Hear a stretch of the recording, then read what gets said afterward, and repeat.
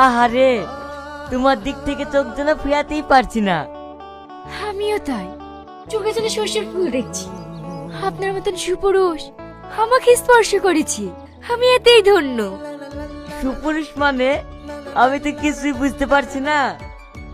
বুঝতে পারছেন না মানে? আপনার মতন সুন্দর পুরুষ আমি এই প্রথম দেখলাম। তাই? আপনার কিসের অভাব? পুরুষকে জীবন সঙ্গী হিসেবে পেতাম তাহলে নিজেকে আমি ধন্য মনে করতাম। তুমি কি বলছো? পাবে না মানে? আলবাত পাবে। কিন্তু কোনো কিন্তু নয়, আমি তোমাকে বিয়ে করতে চাই। সে তো আমিও চাই, কিন্তু একটা সমস্যা আছে। সমস্যা? কোনো সমস্যা থাকবে না, শুধু তুমি একটু বলো। কিন্তু তোমাকে আমি বিয়ে করতে পারি। তোমার তো অনেকগুলো বউ, তুমি যদি ওদের মোহে পড়ে আমাকে ভুলে যাও।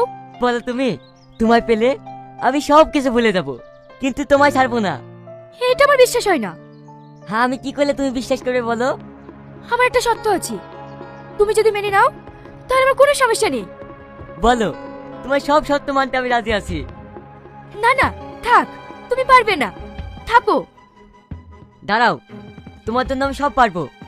তোমার সব কটা বকরি বসে দিতে হবে, আর তোমার জমি জায়গা সব আমার নামে লিখে দিতে হবে। পারবে? তা কি করে?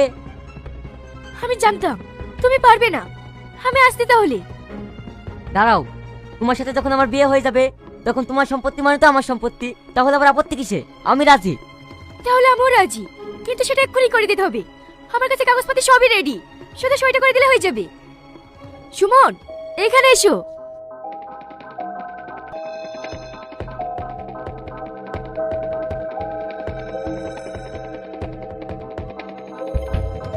দাদা বাবু, এই এখানে একটা সই করে দিন। হ্যাঁ হ্যাঁ।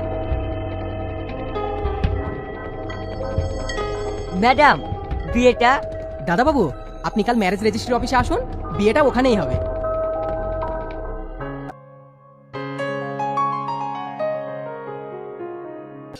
ছোট বউ, তুই যে দরজা খুললি না, তোকে আমি তালাক দিলাম। তালাক তালাক 3 তালাক। যা, ঘর থেকে বেরিয়ে যা। আমিও চাইনি এই নরকে থাকতে।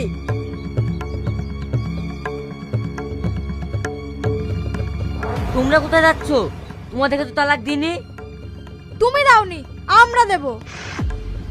আমরা কেউ তোমার কাছে থাকবো না। কেন?